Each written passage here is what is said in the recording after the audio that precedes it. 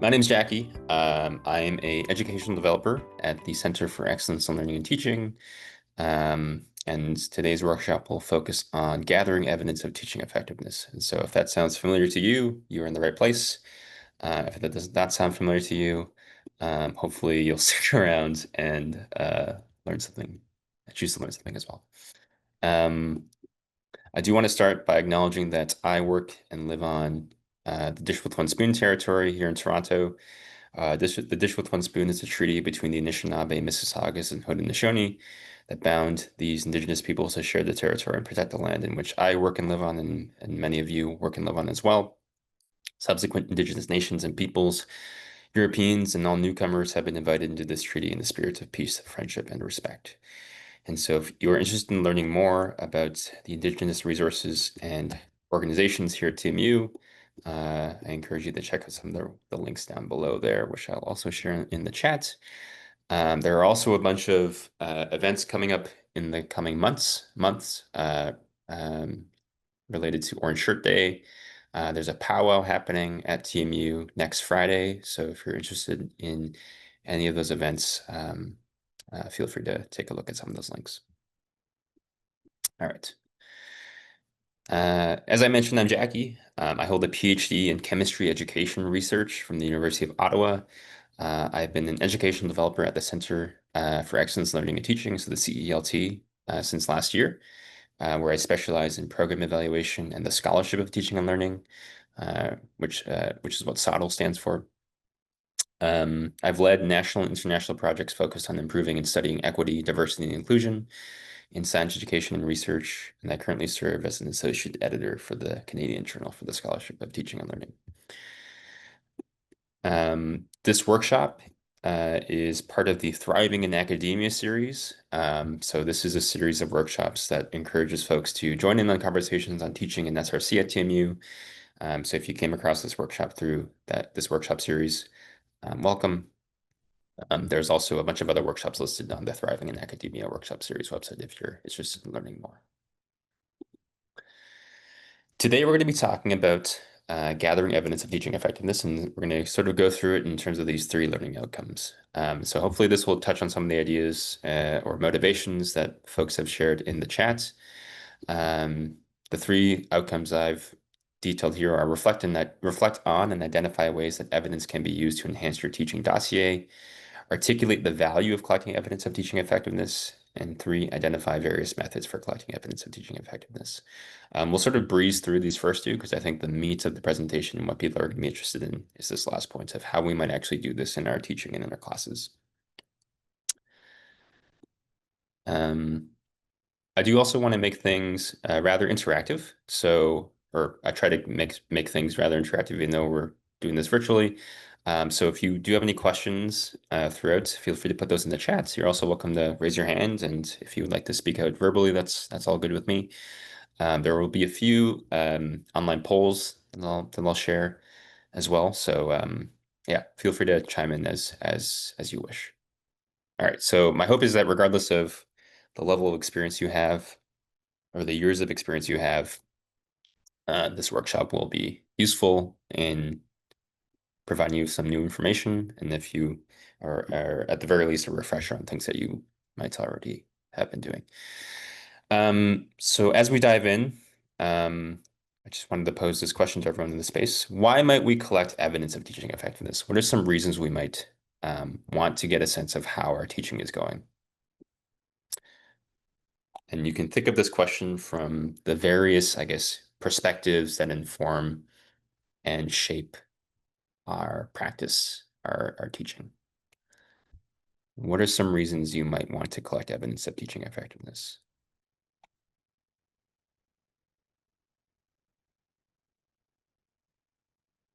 Again, you're welcome to respond in chat. So Carlene says fair CL Contract lecture and pre-tenure instructor to understand how teaching well our assessment. approaches are meeting the needs of students, what could be done better and different. Yep. So maybe you're doing something in the classroom. I think this is a very natural and human response when we're teaching is trying to get a sense of whether what we're doing is landing in the ways that we want it to land with students. Confirm what we're doing is good, an update to better practices, getting tenure, right? So I think there is I guess the self-reflective and personal component to teaching where we want to become better instructors, but also the institutional expectations that we sort of demonstrate our effectiveness for things like tenure, for other administrative processes. Sweet. So I came up with four things that I think touch on some of the responses in the chat. So for our own teaching and teaching development, to learn about and reflect on our teaching, from a student perspective, to gather feedback from students and to encourage that dialogical atmosphere that we may want to encourage in our teaching, to get a sense of how students are experiencing our teaching, what they're learning from our teaching. There's also a research component to this, and so I just want to give a quick plug here because scholarship and teaching and learning is sort of my bread and butter. If you are interested in learning more about research um, when it comes to uh, what's going on in your classroom, this could be an opportunity for you to do research on your teaching effectiveness to share best practices with others. And we have a whole workshop series that we launched last year on scholarship of teaching and learning if people are interested in that. And then from a professional perspective, which some of you touched on in the chats, to build up your teaching dossier, to really showcase your impact on learners through your teaching, for things like tenure, for awards, other things like that. So I do want to deconstruct the title of this workshop a bit because I think the language that we use is important. And so when we talk about evidence, what do we mean by evidence?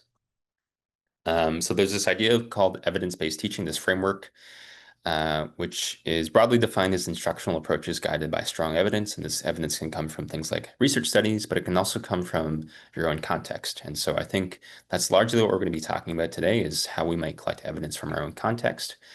Um, and so you might be, teaching a course and you might be interested in trying something new in your course that comes from the research literature. But before you do that, need to be able to sort of think about how that new innovation, that new practice, that new approach fits within your own context and I guess the students that you're teaching, the class size, things like that. And so when we engage in evidence-based teaching, we need to first be able to determine the relevance of the evidence to our educational needs, ask questions, find and retrieve evidence, analyze and appraise the evidence critically, and then organize and grade that evidence. And this sort of cyclical nature, you can kind of think of it as like a research study where you're, asking a question about how something might be going in your class, finding and retrieving evidence of how that thing is going, how that approach is going, analyzing that evidence, organizing it, and then, using that to inform future iterations of that approach. And this all, comes from research evidence, your own context, and then your judgment and tacit knowledge as the instructor of the course. What do we mean by teaching effectiveness? I think a lot of us think about instinctively teaching effectiveness as whether students are learning the things that we expect them to learn, which is broadly, I think, knowledge and skills related to our course content. But there can be many other things as well. It could be broader skills like critical thinking, self-regulation, being able to work with others and peers. It could be more behavioral measures, things like effort, confidence, persistence, or it could be more relational or affective measures, things like sense of belonging. Do students feel like they belong in my class? Are they satisfied with my teaching and their experience in the classroom? Are they interested in the discipline that I am teaching? Do they feel a sense of well-being? So I think largely when we think about effectiveness, and frankly, what I think um, when people evaluate effectiveness from, I guess, a tenure perspective, they are interested in knowledge and skills. But I think being mindful that there are these other constructs and measures that we can think about when we're evaluating effectiveness.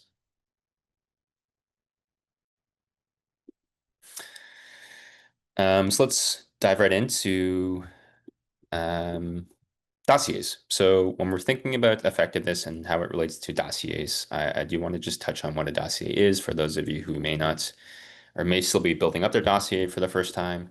So a teaching dossier is essentially a collection of documents that shows who you are as an educator. It's a document that evolves with you over time. So just like your own teaching experiences and your journey grows as you gain more experience as an educator, so will your dossier as you teach more courses, as you gather more evidence of effectiveness. This is something that you can use as a reflective document, but also something to showcase your impact. And so it qualifies you for prospective opportunities and their positions related to teaching. And it summarizes your experiences and demonstrates the effectiveness of your teaching. And so a teaching dossier generally is comprised of two components. There's a teaching philosophy statement, which sort of outlines your claims and beliefs about your teaching, usually in an essay style format. And then there are appendices, which is all the supporting data and evidence to back up your claims and beliefs about your teaching. And this is what we'll focus on today. And so ideally, from an evidence-based teaching perspective, your appendices should ideally connect directly to what you're arguing for uh, or demonstrate or talking about in your philosophy statement. And so the appendices is what we're going to be focusing on today. So what does it mean to take an evidence-based approach in your teaching and in collecting data or collecting evidence of teaching effectiveness? It's beginning with the data and evidence rather than your teaching philosophy. You are conducting a self-study, which means you're the research subject for how you collect evidence in your classroom. And so you get to decide on the research methodology, what data to collect, etc. The benefits of this kind of approach means that it can help address issues of fairness/bias in other forms of teaching assessments that we'll talk about, helps align the different components of your portfolio and dossier, and allows for triangulation of evidence, and it's authentic to you. And so um, I think what I'm trying to articulate here is that when you start with the evidence and thinking about how you might sort of demonstrate your impact, you can more easily sort of direct that evidence to sort of shape your philosophy and demonstrate how you've impacted students in your philosophy statement. So let's start with students. The most common form of, I think, evaluation of teaching that we get from students is through the institutional student evaluations of teaching. I also see Rate My Prof being mentioned, which is maybe you have a love-hate relationship with Rate My Prof. The thing I wanted to emphasize here is that these more standardized student evaluations of teaching, often sent to the students in the survey format or questionnaire formats, they can be limited in the types of information and types of evidence that you're provided with. So these are often the most widespread institutional mechanism through which individual teaching quality is evaluated. The questions often ask students to rate answers on the Likert scale and can include categories such as instructor clarity, enthusiasm or passion, if instructors were available to meet and how often, if assessments were fair. One of the things you'll find in the literature on student evaluations of teaching is that they're littered with issues. And so one of the common issues is that they measure how much an instructor is liked rather than how effective they are as an instructor. They're subject to bias, and so folks from diverse backgrounds, equity-deserving faculty tend to score less well on these evaluations. So women, instructors of color generally tend to score less well. Again, because there may be bias built into some of these evaluations. And so what we're going to be talking about is some ways to sort of collect evidence from students that goes beyond these traditional standardized evaluations of teaching. So the first thing that you might do is a course survey. And so this might be something that you're doing already in your class. Course surveys are really great ways to solicit large amounts of feedback/data on how students are experiencing your class. One of the challenges, of course, with any sort of large scale survey like this or questionnaire like this is it's often difficult to get deeper insights. Because if you have a large class and you're sending out a survey out to 200, 300 students, it might be difficult for you to sort of synthesize all that information quickly to get more detailed insights into what students are thinking and feeling. But nevertheless, I think there's a reason why I think a lot of instructors tend to gravitate towards course surveys because they're generally pretty easy to put together and they're quick ways to get large amounts of feedback from students. Just by maybe a show of hands, who's already sort of done a course survey in their class or has tried, um, you know, getting student perspectives from just putting together a quick survey. Awesome. A few folks. Okay. Sweet. So some general best practices. So I work with a lot of researchers and educational researchers, and so um, I think I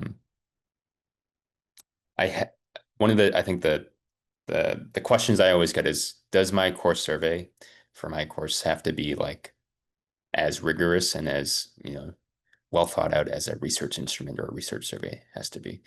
Um, and my general response usually is no.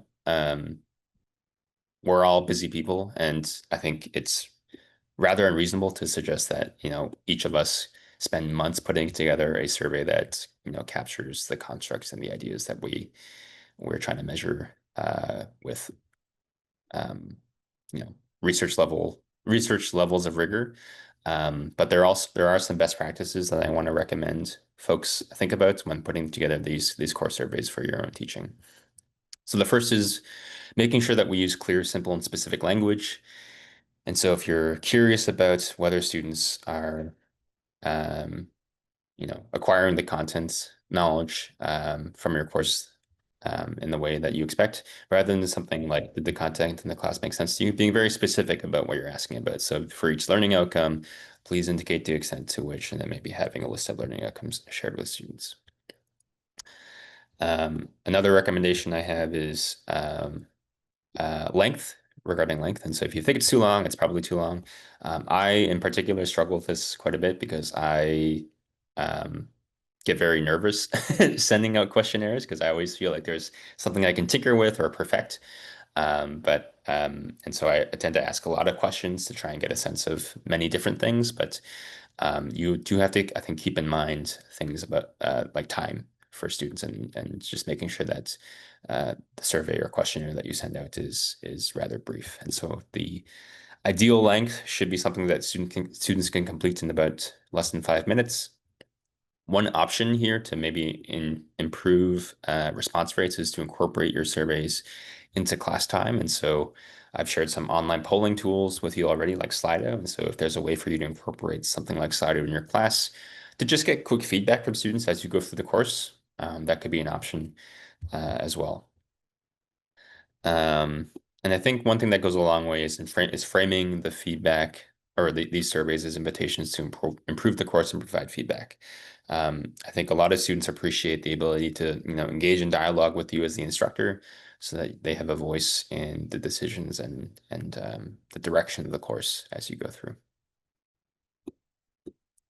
Any questions at this point? Sorry, I know that I've been sort of talking for a while, so do you want to make space for any questions if anyone has any thoughts at this stage?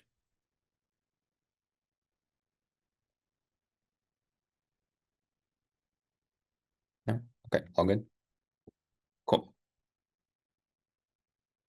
One thing I'll mention here is that one of my jobs at the CELT as an educational developer is one-on-one consultations. And so if there is a question that you have about your teaching and you are not really too sure about how to organize those thoughts into a questionnaire, I'm always happy to help and help you sort of organize that thinking into something that you can use in your classroom. Some other best practices. So Likert scales, these are the scales that you'll commonly see in questionnaires where you'll have a statement and then you'll be asked to rate your agreement with that statement. So from strongly disagree, maybe all the way up to strongly agree. Best practice here is that 5 or 7 options is ideal. You do want to make sure that you have a middle option for folks to select, and that they're labeled with numbers. And then for open-ended questions, some go-to questions I like to have for course surveys is a stop, start, continue question. So giving students an option to discuss what they think you should stop doing as an instructor in your class, what you should start doing, or what you could start doing, and what you could continue doing. That just, I think for me, has been useful as a way to get really actionable feedback from students on how things are going in my course. Um, Similar to the in-class quizzes or in-class survey questions, maybe at the end of an assignment, asking students to reflect on some piece of the course at the end of an assignment. Um, One strategy that I like to use is in assessments, so like an exam, a midterm, having a question at the end where I give students an option to sort of just share something that they've learned so far in the course that they really appreciate about the course so far, or any feedback about the course that's embedded within the exam. And that can be something that you can use as a bonus point so that there's some incentive there for students to respond.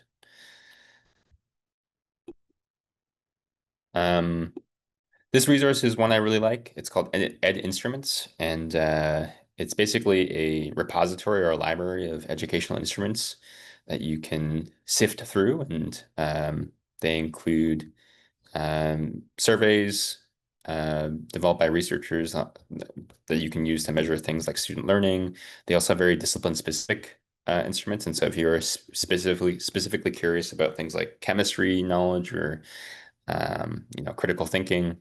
Um, they likely have instruments on those ideas as well. So I encourage you to check this out. Check out this resource. I saw a hand go up. I think it was. Let me just make sure I got the hand. Carlene, did you have a hand raised? Sorry, that was a mistake. Oh, okay, no worries. Just pop this link in the chat. All right. So course surveys, again, are probably the most common way that we will collect evidence from students.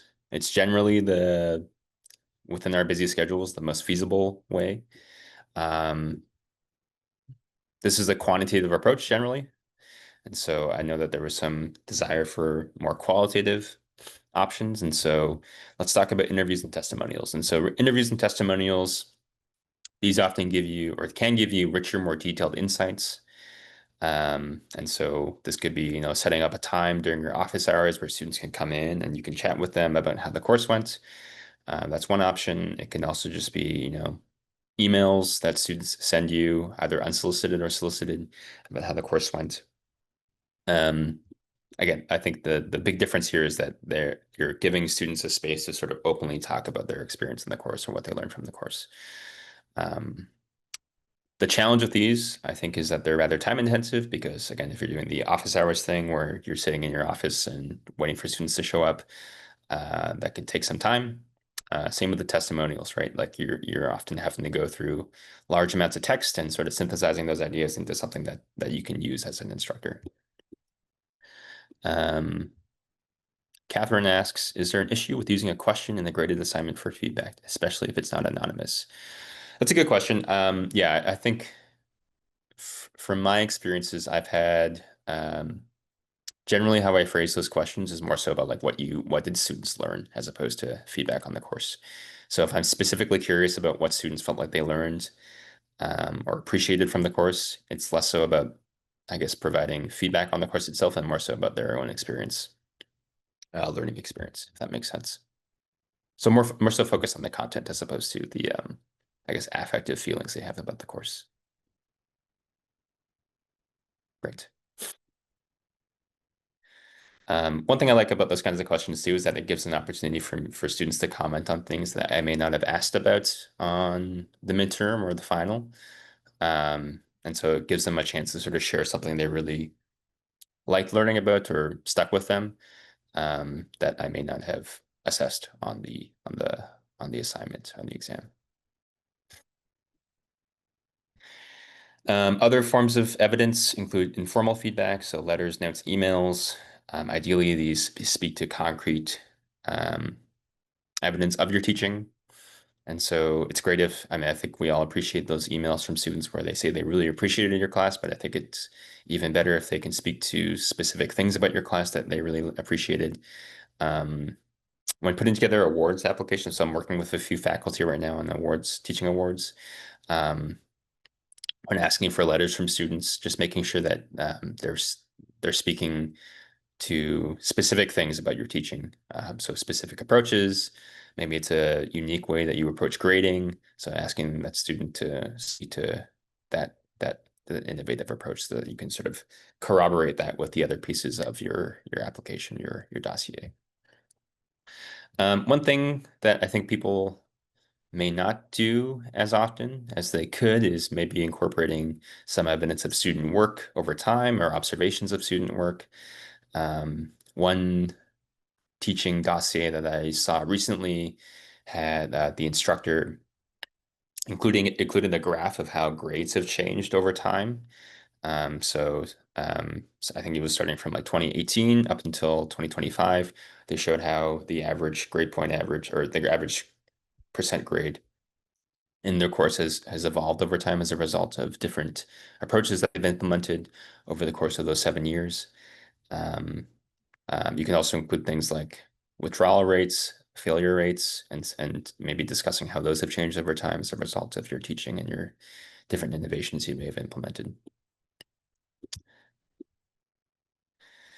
So hopefully this gives you a sense of the different approaches you might take in collecting evidence from students. Again, course surveys are probably the easiest, most feasible approach, but there are these other options if you are um, curious about collecting informal feedback, using student work or performance um, data, and then interviews and testimonials. All right, so students are one source of evidence, and I think the most common one that we think of, but we also have colleagues. And I'm just going to quickly go through some of the opportunities to collect evidence through colleagues. And so one opportunity is through observations, and so reports from classroom observations of your teaching. This might be something that's already mandated in your role at TMU. So if you're a contract lecturer, I know that some of you mentioned that there are teaching evaluations that happen there. I think if you're applying to tenure, this is also something you have to go through in the tenure process.